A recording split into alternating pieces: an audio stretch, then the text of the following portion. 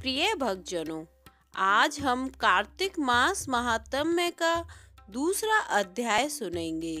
श्री कृष्ण गोविंद हरे मुरारी, हे नाथ नारायण वासुदेवाय।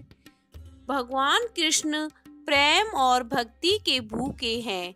यदि उनका कोई भक्त उन्हें अगाध प्रेम करता है तो वे उसकी ओर खींचे चले आते हैं। धन दौलत वैभव की उन्हें भक्तों को कोई कमी नहीं होती है। यदि आप भगवान कृष्ण की कृपा और आशीर्वाद पाना चाहते हैं तो इस मंत्र का प्रतिदिन 108 बार जप कीजिए। बड़े प्रेम से पुकारते हुए जप कीजिए, फिर देखिए आपकी जिंदगी कैसे खुशहाल होती है।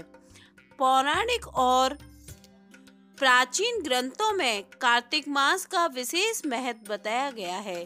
शास्त्रों के अनुसार कार्तिक मास में व्रत जप व तप करने का कई गुना पुण्य फल मिलता है।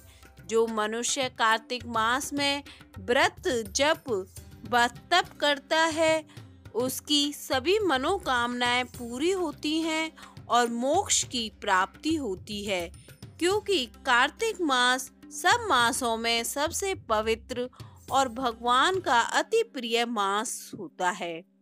पुराणों में कहा है कि भगवान नारायण ने ब्रह्मा ने नारद जी को और नारद जी ने महाराज पृथु को कार्तिक मास के सर्वगुण संपन्न महात्म्य के संदर्भ में बताया है। इसके अलावा भगवान श्री कृष्ण ने भी स्वयं सत्यभामा को इसका महत्व बताया है। इसलिए इस मास में कार्तिक महात्म्य सुनने का बड़ा ही पुण्य मिलता है। अतः इसका एक अध्याय हमें जरूर श्रवण करना चाहिए। तो आइए सुनते हैं कार्तिक मास महात्म्य दूसरा अध्याय, जिसमें श्री कृष्ण का सत्यभामा को पूर्व जन्म की कथा का वर्णन है। श्री कृष्ण भगवान बोले, हे प्रिय, जब गुणवती ने राक्षस द्वारा अपने पिता और पति का मरण सुना तो अत्यंत दुखित हुई और रुदन करते हुए विलाप करने लगी। हे स्वामी, हे पिता, आप मुझे छोड़कर कहाँ चले गए? मैं आपके बिना क्या करूं? अब मेरे भोजन वस्त्र का प्रबंध कौन करेगा? कौन मेरा पालन पोषण करेगा? मैं कुछ भी नहीं कर सकती। मुझ विधवा की कौन रक्षा करेगा? मैं कहाँ जाऊं? मेरे पास तो अब कोई ठिकाना भी नहीं रहा। इस प्रकार विलाप करती हुई गुणवती चक्कर खाकर धरती पर गिर पड़ी और बेहोश हो गई। बहुत देर बाद जब उसे होश आया तो वह पहले की ही भांति करुण विलाप करते हुए शोक सागर में डूब गई। कुछ समय के पश्चात जब वह संभली तो उसे ध्यान आया कि पिता और पति की मृत्यु के बाद मुझे उनकी क्रिया करनी चाहिए, जिससे उनकी गति हो सके। इसलिए उसने अपने घर का सारा सामान बेच दिया और उससे प्राप्त धन से उसने अपने पिता एवं पति का श्राद्ध आदि कर्म किया। तत्पश्चात वह उसी नगर में रहते हुए आठों पहर भगवान विष्णु की भक्ति करने लगी।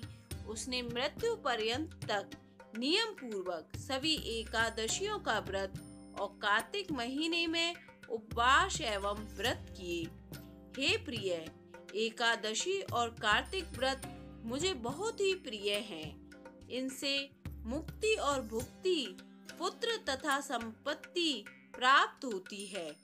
कार्तिक मास में जब तुला राशि पर सूर्य आता है तब ब्रह्म मुहूर्त में उठकर स्नान करने व व्रत और उपवास करने वाले मनुष्य मुझे बहुत प्रिय होते हैं, क्योंकि यदि उन्होंने पाप भी किए हों तब भी स्नान व व्रत के प्रभाव से उन्हें मोक्ष प्राप्त हो जाता है। कार्तिक में स्नान, जागरण, दीपदान तथा तुलसी के पौधे की रक्षा करने वाले मनुष्य साक्षात भगवान विष्णु के समान हैं। कार्तिक मास में मंदिर में झाड़ू लगाने वाले, स्वास्तिक बनाने वाले तथा भगवान विष्णु की पूजा करने वाले मनुष्य जन्म मरण के कार्तिक मास में मंदिर में झाड़ू लगाने वाले, स्वास्तिक बनाने वाले तथा भगवान विष्णु की पूजा करने वाले मनुष्य जन्म मरण के चक्कर से छुटकारा पा जाते हैं। यह सुनकर गुणवती भी प्रतिवर्ष श्रद्धा पूर्वक कार्तिक का व्रत और भगवान विष्णु की पूजा करने लगी। हे प्रिय, एक बार उसे ज्वर हो गया, यानी कि बुखार हो गया और वह बहुत कमजोर भी हो गई। फिर भी वह किसी प्रकार गंगा स्नान के लिए चली गई। गंगा